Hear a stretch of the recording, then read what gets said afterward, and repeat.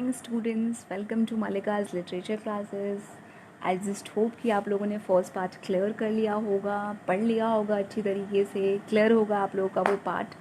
And कैसे हम लोगों ने लास्ट वीडियो में बात की थी कि एक प्रोटैगनिस्ट है, वो रैट ट्रैपर है, एंड उसकी क्या फ़िलॉसफी है वर्ल्ड को लेकर, एंड वो कितना लोनली है। वो एक वेगाबॉन्ड है, ट्रैम्प है, या रैट ट्रैपर है, बेगर है, जो भी आप कह लो, थीफ कह लो, अलग अलग नामों से इसको पुकारा गया है, अलग अलग नामों से उसे ट्रीट किया गया है।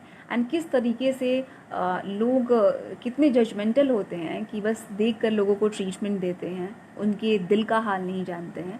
एंड मैंने लास्ट वीडियो में बात भी किया था कि जो सलमा लगलोफ हैं, उनका मेन थीम क्या होता है कि गुडनेस सबके अंदर एग्जिस्ट करती है, रिसाइड करती है, चाहे वो कोई भी इंसान क्यों ना हो। सिर्फ अवेकनिंग की ज़रूरत होती है, उसे निखारने की ज़रूरत होती है, उसे जगाने की ज़रूरत होती है। एंड किस तरीके से हम जगाते हैं? अपनी अंडरस्टैंडिंग से, अपने प्यार से, उन्हें समझ कर, उनको रियलाइज़ करवा के कि गुडनेस अभी भी एग्जिस्ट करती है। So let's start and complete the remaining part of your chapter. So where was I? Okay.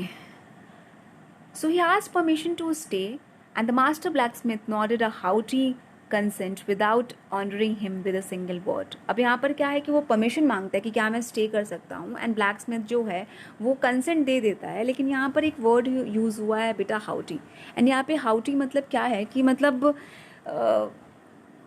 कोई ऐसा डिग्निफाइड लुक नहीं देता है, मतलब बिना मन के ऐसा, चलो यार हाँ ठीक है जाओ बैठ जाओ, है ना, इस तरह का जो है, कोई डिग्निफाइड तरीके से आंसर नहीं देता है। जिस तरह से हम नॉर्मली अगर कोई हमसे आकर मदद मांगता है या हमसे कोई पूछता है तो हम बड़े लवेबल तरीके से, या लवेबल नहीं तो कम से कम एक होता है ना कि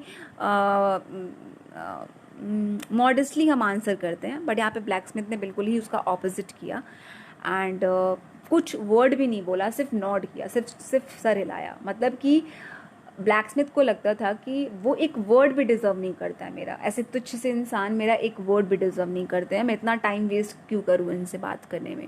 the tramp did not see anything. Tramp भी बेटा उसी को कहते हैं जो फटे पुराने, जो आवारों की तरह घुमा करते हैं। बहुत सारे नामों से पुकारा जाएगा, लेकिन लास्ट में इस रैट ट्रैपर को एक नाम मिलता है जो उसकी लाइफ को चेंज कर देता है। सो बहुत ही आने वाला जो भी लाइंस है, जो स्टोरी है, वो बहुत ही इंटरेस्टिंग है, जो पार्ट है। So just stick around with me. तो जो ट्रैम्प है वो कुछ नहीं बोलता है। He had not come there to talk but only to warm himself and sleep. वो आया भी नहीं था बात करने के लिए, उसे बस आराम चाहिए था और थोड़ी सी गर्माहट चाहिए थी। In those days, the Ramso Iron Mills was owned by a very prominent iron master whose greatest ambition was to ship out good iron to the market. And उस टाइम की अगर हम बात करें, जिस टाइम पे जो रैट ट्रैपर की स्टोरी की बात हो रही है, तो वो ओन कौन करता था आयरन मिल को? एक ऐसा मास्टर जिसका मेन एम था कि अच्छे अच्छे मेटल्स को, अच्छी अच्छी क्वालिटी ऑफ मेटल्स को ट्रांसपोर्ट करना अलग अलग जगह पे, वो उसका ड्रीम हुआ करता था। He watched both night and day to see that the work was done as well as possible. And वो दिन रात, मतलब ऐसा होता ना कि सुबह में भी आता चेक करने के लिए, शाम को भी आता था चेक करने के लिए कि प्रॉपरली काम वाम चल रहा है कि नहीं चल रहा है। And at this very moment he came into the forge on one of his nightly rounds of inspection. And वो इंस्पेक्ट करने के लिए आया था, पता लगाने के लिए आया था कि भाई रात का काम ठीक ठाक चल रहा है कि नहीं चल रहा है। तो उसी टाइम पे किसकी एंट्री होती है? ओनर की एंट्री होती है। Naturally the first thing he saw was the tall ragamuffin who had eased his way to so closely to the furnace that a steam rose from his wet rags. And सबसे पहले अगर वो आता है, सबसे पहली नज़र उसकी किस पे पड़ती है?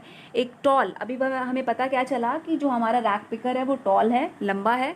रैगामफिन वही वाले कपड़े, फटे पुराने जो कपड़े पहनते हैं, एकदम गरीबों जैसे फटे पुराने कपड़े वाले। सबसे पहले उसकी नज़र उस पर पड़ती है, एंड वो इतने फर्नेस के करीब होता है, भट्टी के इतने करीब होता है कि जो उससे मतलब एक जहाँ से वो आग निकलती रहती है उसके कपड़े पे भी उसकी भाप नजर आती है। वो इतना ठंडा महसूस करता रहता है, एकदम बिल्कुल आग के पास जाके लेटा रहता है। The iron master did not follow the example of the black Smith. But iron master ने ब्लैक स्मिथ का एग्जाम्पल फॉलो नहीं किया। ऐसा नहीं था कि बिल्कुल ही इसको इग्नोर करके अनडिग्निफाइड लुक देकर एंड बिल्कुल भी उसको इतना लायक नहीं समझा कि उससे बात करे, बल्कि वो सीधे उसके पास गया, उस स्ट्रेंजर के पास गया, who had hardly denied to the look at the stranger. Deigned, sorry, the exact pronunciation of this word is deigned. Deigned मतलब होता है कि उसने उससे बात करना अपनी मतलब तुच्छ सा चीज़ समझा.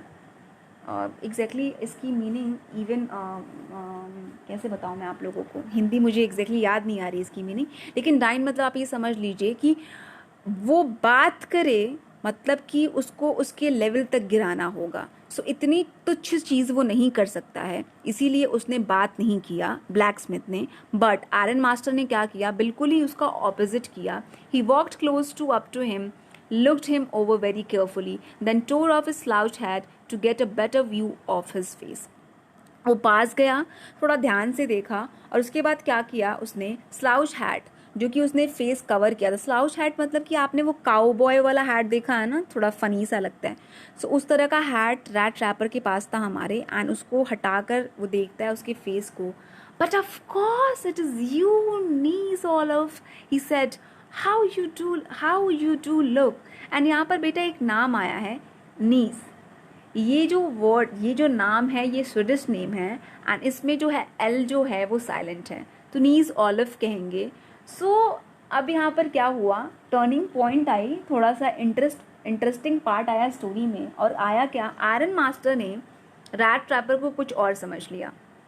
और वो कौन था, उसने अपना एक कोई पुराना कोई जान पहचान का इंसान था वो समझ लिया. अरे तुम नीस ऑलिव, तुम किस तरह से दिख रहे हो यार, तुम्हारी हालत क्या हो गई. The man with the rat traps had never before seen the iron master at Tromso and did not even know what his name was. Rat trapper ने कभी इस इंसान को नहीं देखा था जो रैमसो अभी वहाँ पर वो मिल में खड़ा था, कभी उसका नाम भी नहीं सुना था. But it occur to him that if the fine gentleman thought he was an old acquaintance. Acquaintance मतलब कि लेस देन फ्रेंड्स, ठीक है ना, more than strangers and less than friends. मतलब कि ऐसे इंसान जिसको आप जानते हो, बहुत करीब नहीं है आपके, लेकिन आपका जान पहचान है, आप उनसे उठते बैठे बात किए हो और जानते हो, पर्टिकुलरली अच्छे से जानते हो आप. सो रैट ट्रैपर को समझ में आ गया था कि इसने गलत समझ लिया है, और इसने ये समझ लिया है कि मैं उसका कोई ओल्ड एक्वेंटेंस हूँ, कोई जान पहचान का परिचित हूँ. परिचित वर्ड कहते हैं इसको हिंदी में, परिचित हूँ. तो उसने क्या किया, ही माइट परहैप्स थ्रो, उसने क्या किया कि उसको ये नहीं बताया कि एग्जैक्टली अनडिसीव, यहाँ पर sorry, he might perhaps throw him a couple of kronor. उसने क्या किया, उसने ये बताया नहीं कि वो नीज ऑलिव नहीं है, क्योंकि उसे लगा कि अगर मास्टर को लग रहा है, आयरन मील के ओनर को लग रहा है कि ये कोई परिचित है, तो क्या पता कि मुझे कुछ पैसे वैसे पकड़ा दे. तो इसीलिए उसने क्या किया, therefore he did not want to undeceive him all at once. अब यहाँ पर उसने क्या किया, यहाँ पे अनडिसीव मतलब बेटा यहाँ पे है कि अनकवर. उसने अनकवर नहीं किया, उसने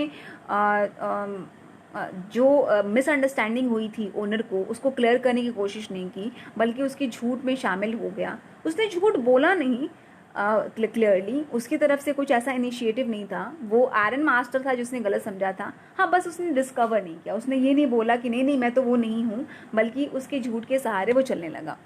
yes, God knows things have done downhill with me. अब वो क्या कहता है, बड़े अफसोस के साथ वो कहता है कि हाँ, अब बुरा वक्त आ गया, मतलब अब भगवान की मर्जी, अब आ गया तो क्या कर सकते हैं. You should not have resigned from the regiment. आप रेजिमेंट, आपको पता है आर्मी का ट्रूप होता है, एंड उसको लीड कौन करता है, लेफ्टिनेंट लीड करता है.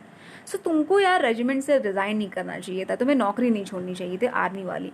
आयरन मास्टर कहता है, that was the mistake, if only I had still been in the service of at that time it never would have happened. Well now of course you will come home with me.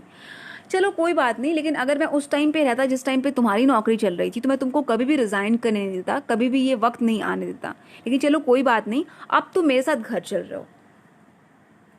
To go along up the manor house and be received by the owner like an old regiment comrade that however did not please the tramp. अब क्या हुआ कि वो अपने ही जाल में फंस गया, क्योंकि अब उसको रिस्की लग रहा था, क्योंकि उसके पास 30 क्रॉनर थे.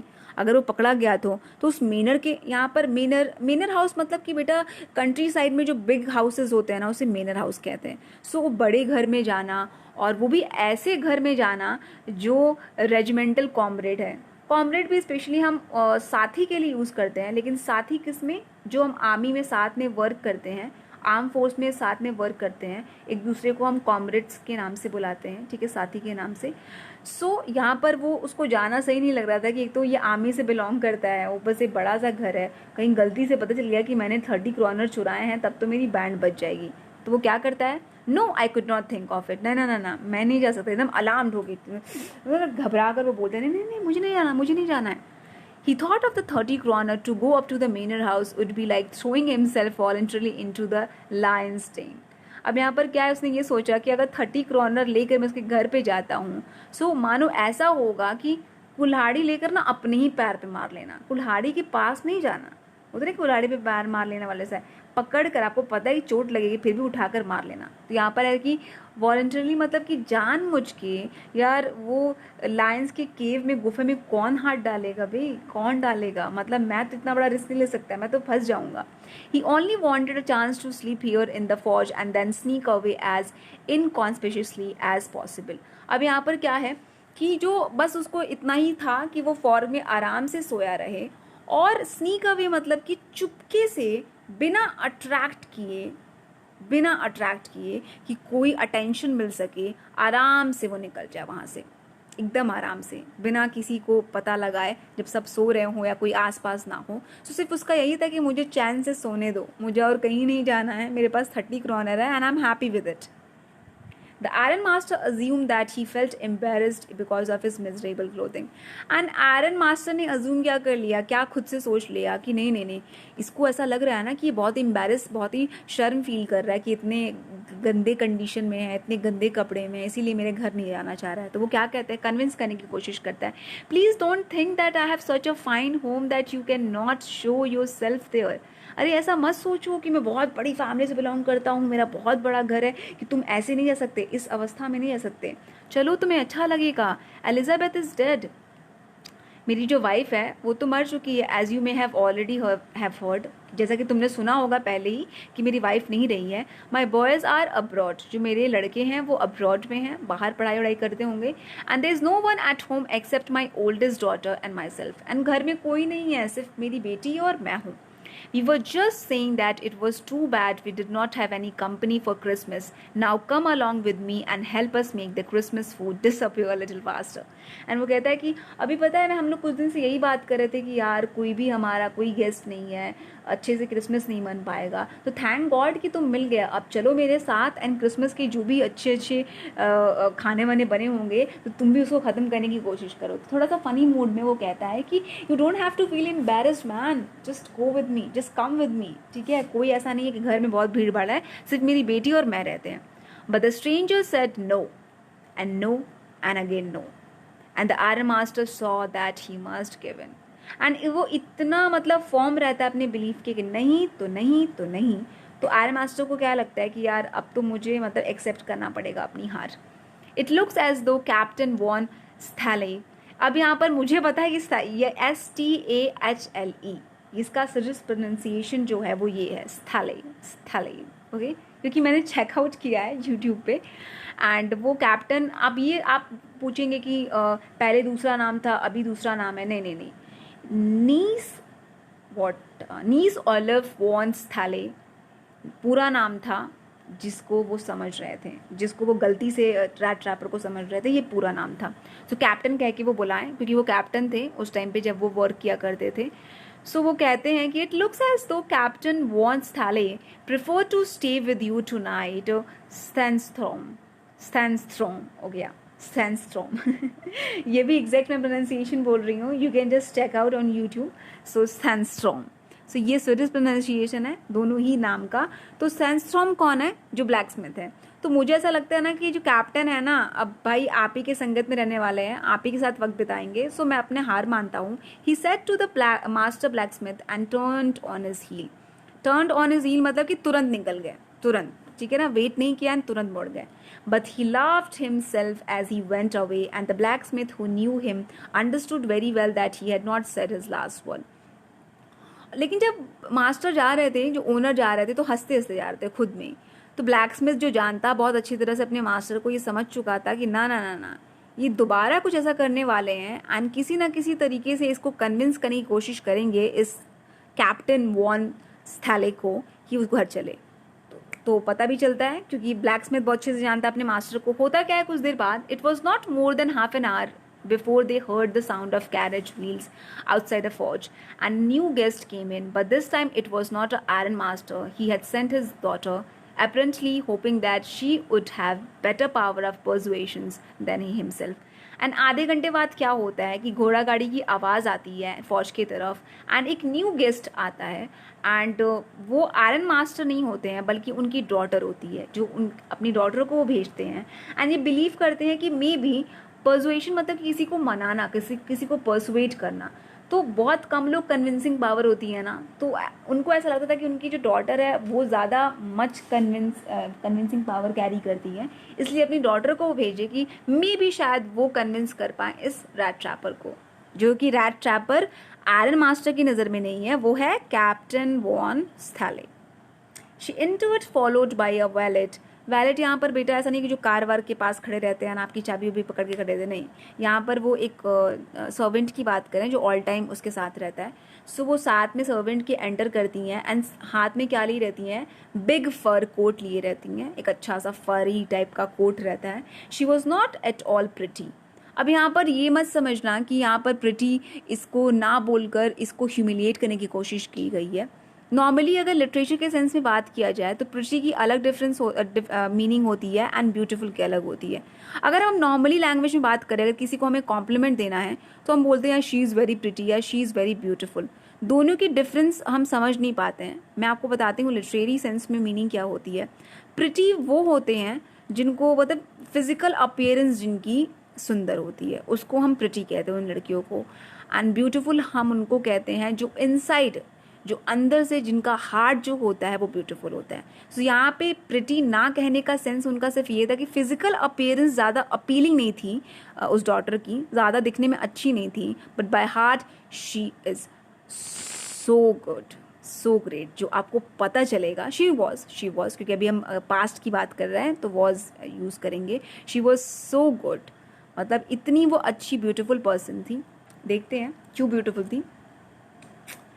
ओके, वेयर वाज आई?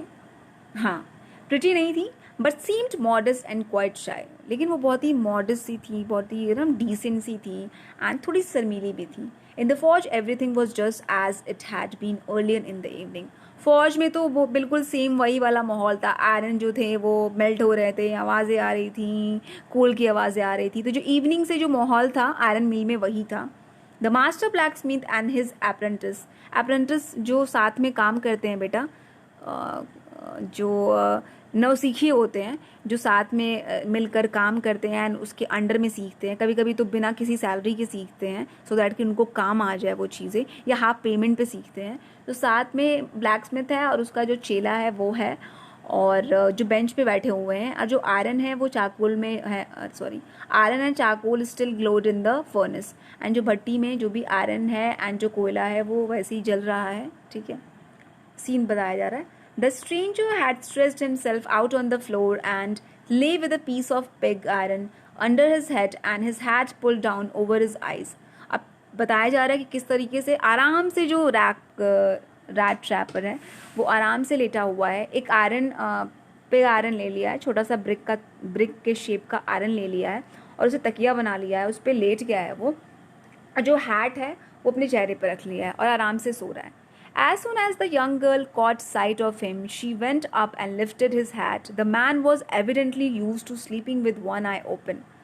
और जैसे ही वो उसके पास जाती है एंड अपने फादर की तरह उसका हाथ बढ़ाती है, सो वो तुरंत अलर्ट हो जाता है। बेटा होमलेस है, ठीक है, घर नहीं है, दिन भर ही वो चलता है, एक थीफ का काम करता है, रैट ट्रैप बेचता है, एंड एक बहुत बड़ी रियलिटी यहाँ पे शो की गई है कि वो इतना थका हुआ है, इतना ज़्यादा वीक है, उसके अंदर स्ट्रेंथ नहीं है, फिर भी वो कम्प्लीटली एकदम बिल्कुल अनकॉन्शियस नहीं है।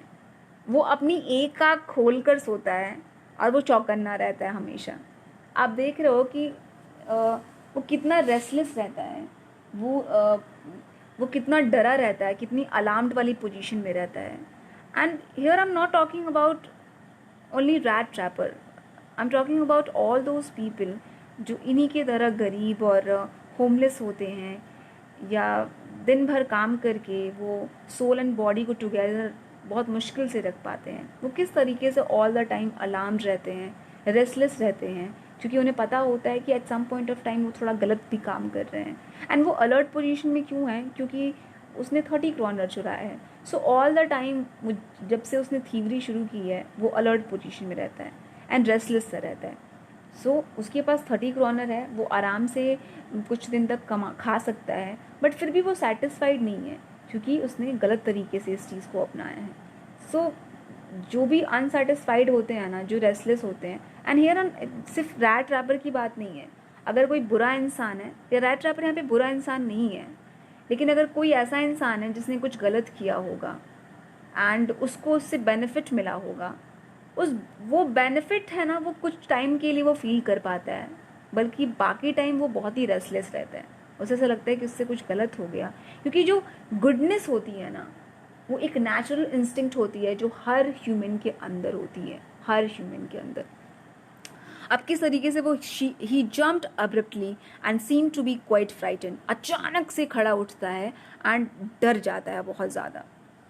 My name is Adla Wilmanson, said the young girl. My father came home and said that you wanted to sleep here in the forge tonight, and then I asked permission to come and bring you home to us. I'm so sorry, Captain, that you are having such a hard time.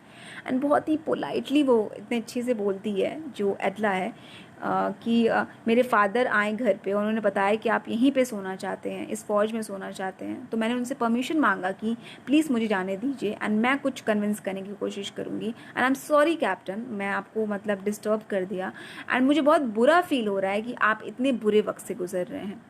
She looked at him compassionately with her heavy eyes and then she noticed the man was afraid.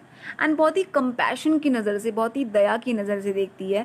Heavy eyes मतलब यहाँ पर क्या होता है कि आप किसी को ऐसी नज़र से, कोल्ड आइज से ना देखकर आप किसी को एकदम वार्म आइज से देखो, आपको बुरा फील हो रहा है, आपका जो एक्सप्रेशन से पता चल रहा है कि you are very concerned for that particular person. And वो नोटिस करती है एक चीज़ कि जो इंसान है वो बहुत ज़्यादा डरा हुआ है। अब वो क्या सोचती है अपने मन में, सबसे पहले थॉट क्या आती है उसके मन में, either he has stolen something or else he has escaped from jail. या तो उसने कुछ चुराया है और या तो ये जेल से भागा है। एक वो नेचुरल इंस्टिंक्ट होता है ना कि आप किसी के बॉडी लैंग्वेज को पढ़ लेते हो, एंड एडला ने सबसे पहले ये चीज़ पढ़ी थी। She thought and added quickly, फिर भी वो इग्नोर करके वो क्या कहती है, you may be sure captain that you will be allowed to leave us just as freely as you came, only please stay with us over Christmas Eve. मैं आपको पता है ये एक प्रॉमिस देती हूँ कि जैसे आप आओगे ना फ्रीली हमारे घर पे रहने के लिए, आप उतनी फ्री हो कि जा भी सकते हो एंड हम आपको रोकेंगे नहीं, बस हमारे साथ क्रिसमस सेलिब्रेट कर लो। सो वो उसको कहीं ना कहीं कन्विंस करने की कोशिश कर रही थी कि आपको डरने की कोई ज़रूरत नहीं है, जिस तरीके से आप आ रहे हो फ्रीली उस तरीके से आप जाओगे भी, हम आपको किसी भी चीज़ के लिए प्रेशराइज नहीं करेंगे, just celebrate this Christmas Eve with us. Eve मतलब कि बेटा इवनिंग को कहा जाता है, क्रिसमस की शाम को कहा जाता है। एंड जैसे कि हमारे यहाँ ईद एंड होली एंड दिवाली बहुत बड़ा फेस्टिवल होता है, वैसे क्रिश्चियंस के लिए क्रिसमस होता है। She said this in such a friendly manner that the rat trapper peddler must have felt confidence in her. Peddler यहाँ पर बेटा उन तमाम लोगों को कहा जाता है जो सामान घर घर जाके बेचते हैं, ठीक है ना, पैदल चलते हैं एंड चलते चलते चलते चलते चलते चलते बेचते हैं, हाथों में लिए रहते सामान को। तो जो रैट ट्रैपर पैडलर है वो मना नहीं कर पाया, जितनी अपने कंपैशन के साथ वो पूछी रहती है कि पता नहीं उसको एक भरोसा सा हो जाता है उस पर। बेटा कोई एक अच्छा इंसान होता है ना जो दिल का बहुत अच्छा होता है, उसके पास रहते हुए ना आपको एक ऑरा, एक वाइब्स फील होने लगता है कि that person is something different than others and I think कि I can confide in to her, मैं भरोसा कर सकता हूँ उस इंसान पे। एंड ये फीलिंग रैट ट्रैपर के मन में भी आती है एंड वो क्या कहता है, बहुत ही रिस्पेक्टफुली कहता है, it would never have occurred to me that you would bother me with yourself miss, he said I will come at once. मुझे लगा नहीं था कि आपको इतनी मेहनत करके, मशक्क़त करके आपको यहाँ तक आना पड़ेगा, अदरवाइज मैं खुद आ जाता आपके पास। इतनी रिस्पेक्टफुली वो बात करता है। He accepted the fur coat, अब वो फर कोट देती है एंड वो फर कोट डाल लेता है अपने किस पे, अपने वो जो रैग, जो फटे पुराने कपड़े होते हैं, एंड जो वैलेट होता है, जो सर्वेंट होता है, वो झुक के उसकी तरफ रिस्पेक्टफुली वो उसको कोट देता है। अब आप ये देख रहे हो कि यहाँ पर रैट ट्रैपर नहीं है, उस वैलेट ने उसकी तरफ झुक के बो करके उसको उसको रिस्पेक्ट दी। वो उस किसको रिस्पेक्ट दे रहा था? कैप्टन वॉन स्थैले को रिस्पेक्ट दे रहा था। विदाउट ग्रांटिंग द स्टैनिस्ट blacksmith so much as a glance. अब वो लोग क्या करते, कैरिज की तरफ निकलते हैं, घोड़ा गाड़ी की तरफ, एंड वो बिल्कुल भी जो रैट स्ट्रैपर रहता है वो बिल्कुल भी उस ब्लैकस्मिथ की तरफ नहीं देखता है, जो बिल्कुल ही मतलब ये ना कि स्टैनिस्ट मतलब कि एकदम बिल्कुल चौका हो रही, क्या हो गया, मतलब एक गरीब सा इंसान आया था जिसको मैं तुच्छ समझ रहा था, और अभी वो मास्टर के घर पे जा रहा है, आराम से उसको रिस्पेक्टफुली बुलाया जा रहा है। सो वो भी जो रैट ट्रैपर भी होता है वो भी स्टाइल मार के चला जाता है, उसकी तरफ मुड़ता भी नहीं है, उसको थैंक यू भी नहीं बोलता है कि मतलब आपने मुझे इस मील के अंदर पनाह दी और मैं कुछ वक्त तक सो पाया, तो वो भी एकदम स्टाइल मार के चला जाता है। But while he was riding up the manor house he had evil forebodings. अब जैसे ही वो ट्रैवल कर रहा था तो उसको एक बहुत ही बुरा ख्याल आता। फॉरबिडिंग्स मतलब फॉरबोर्डिंग्स मतलब बेटा कि ऐसा कि मतलब कुछ बुरा होने वाला है, कुछ तो गलत होने वाला है, कुछ तो गड़बड़ है दया वो वाली फीलिंग। सो अब इसको बुरा लगने लगता है कि यार कुछ तो गड़बड़ होगा। Why the devil did I take that fellow's money. अब वो सोच रहा है ओ गॉड यार, ओ गॉड, यहाँ पे डेविल का यूज़ किया गया है कि क्या शैतान मेरे अंदर आया था कि मैंने उस जो फेलो है, जो क्रॉफ्टर, उसके पैसे चुराए। Now I am sitting in a trap and will never get out of it.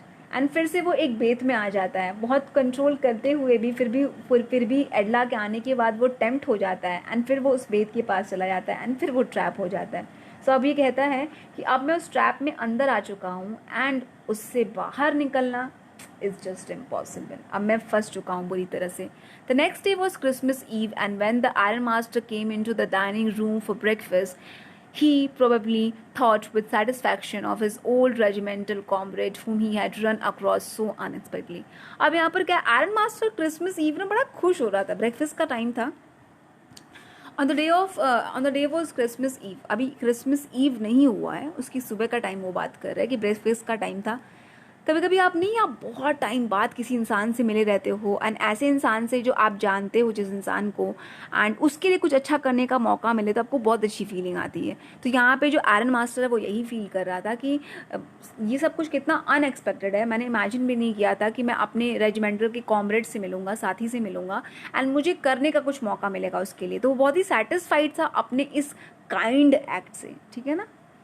First of all, we must see to it that he gets a little flesh on his bones, he said to his daughter who was busy at the table. सबसे पहले वो अपनी daughter से बोलता है, वो daughter जो खाना लगाती रहती है टेबल पे, सबसे पहले तो हमें इस चीज़ का ध्यान रखना है कि सबसे पहले हमें उसको मोटा करना है। इतना पतला हो गया है कि चेहरे से ही नज़र आ रहा है कि वो मतलब कितना हंग्री है। तो सबसे पहले उसको थोड़ा मोटा करना है, उसके जो बोन्स पे फ्लैश जो हैं, लेयर्स ऑफ फ्लैश जो हैं वो लाने हैं, मोटा करना है, फैट करना है, नॉट मोटा, हेल्दी करना है उसे, ठीक है। And then we must see that he gets something else to do than to run around the country selling rat traps. And उसके बाद सबसे important काम ये करना है, उसके लिए कोई काम ढूंढना है कि उसको ये rat traps, ये जो नहीं है घूम घूम के जो बेचता है, ये ना करना पड़े। And he is my acquaintance, मैं जानता हूँ, परिचित है मेरा, so इतना तो करना बनता है। And it's a kind of act, मतलब एक काइंडफुल एक्ट था आयरन मास्टर का अपने परिचित के towards. It's queer that things have gone downhill with him as badly as that. Queer मतलब कि unusual, ठीक है ना, abnormal सा। तो बड़ा ही सोच कर अजीब लगता है यार कि मतलब इसके साथ इतना बुरा हो गया, इतना बुरा वक्त इसके साथ आ गया। सॉरी, डॉटर कहती हैं ये चीज़। Last night I did not think there was anything about him to show that he had once been an educated person. मैं कल रात को क्या सोच रही थी कि इसको देखकर बिल्कुल भी नहीं लगता है कि ये कोई एजुकेटेड पर्सन होगा, किसी आर्मी में एक कॉमरेड की तरह, कैप्टन की तरह काम करता होगा। देखकर तो ऐसा नहीं लगता है मुझे। डैड जो भी इसके फादर है उससे वो बात कर रही है। You must have patience, my little girl, said the father as soon as he gets clean and dressed up, and you will see something different. Last night he was naturally embarrassed. The tramp manners will fall away from him with the tramp clothes. थोड़ा patience रखो मेरे बच्चे, क्योंकि अभी क्या है ना कि वो इतने गंदे कपड़े में था, जैसे नहीं आवारा लोग गंदे लोग कपड़े पहन के घूमते हैं। सो जैसे ही वो फ्रेश हो जाएगा, अच्छे कपड़े पहन लेगा, तो जो भी उसके ट्रैम्प क्लोथ्स के साथ उसका जो ट्रैम्प वाला मैनर है जो गरीबों वाला, भिखारियों वाला जो मैनर है, जो आवारों वाला मैनर है, वो भी चला जाएगा। एंड जब तुम क्लीन जब देखोगी, क्योंकि अभी वो एम्बेरस्ड है ना, गंदे कपड़ों में हम लोग उसको देख लिए, और वो भी ऐसा इंसान जो कैप्टन था किसी टाइम पे, तो डेफिनेटली उसको थोड़ा शर्म तो आएगी ना। सो पहले उसको फ्रेश होने दो, अच्छे से गेटअप में आने दो, and then you will see कि वो कितना एजुकेटेड है। Just as he said this, the door opened and the stranger entered. Yes, now he was truly clean and well dressed. The valet had bathed him, cut his hair, and shaved him. Moreover, he was dressed in a good looking suit of clothes which belonged to an iron master. अभी जैसे ही दरवाज़ा खुलता है, stranger की entry हो जाती है, एकदम हीरो वाली एंट्री होती है, एंड बहुत ही क्लीन रहता है, जो कि वैलेट जो उसका सर्वेंट होता है अच्छे से उसको नहला देता है, बाल वाल कट कर देता है, शेविंग वोविंग कर देता है, बहुत लंबी लंबी दाढ़ियाँ हो जाती हैं। ऐसे लोगों को कोई फ़र्क भी नहीं पड़ता है बेटा, जो वेगाबॉन्ड होते हैं, जो होमलेस होते हैं, सिर्फ उनको बस इतना चाहिए कि इतना कमा ले दिन का कि वो खाना खा सकें। फिर दूसरे दिन वो उठते हैं एंड उतना पैसा कमाने की कोशिश करते हैं कि बस उनको खाना मिल जाए। सो उनका बस एक यही रीज़न होता है कि बस वो कैसे ना कैसे सर्वाइव कर पाएँ। वो उसके आगे कुछ और सोच ही नहीं पाते हैं, क्या बुरा है, क्या अच्छा है, क्या सही है, क्या गलत है। उनके दिमाग में कुछ नहीं चलता, उनके दिमाग में सिर्फ फूड चलता है, एंड फूड के लिए वो कुछ भी कर सकते हैं। सो फूड के लिए वो थीवरी करता है, चोरी करता है। सो वो बिल्कुल एकदम स्मार्ट, एकदम हैंडसम सा लगता है। एंड सूट किसका पहना रहता है? वो आयरन मास्टर का सूट पहना रहता है। वाइट कलर का शर्ट रहता है, कॉलर जो स्टार्च कॉलर, आप चेक करिएगा गूगल पे, पिन करके उसको स्ट्रेटली हम कॉलर को करते हैं, आप देख सकते हैं उसमें। एंड होल शूज़, एंड अच्छा सा शूज़ पहना रहता है।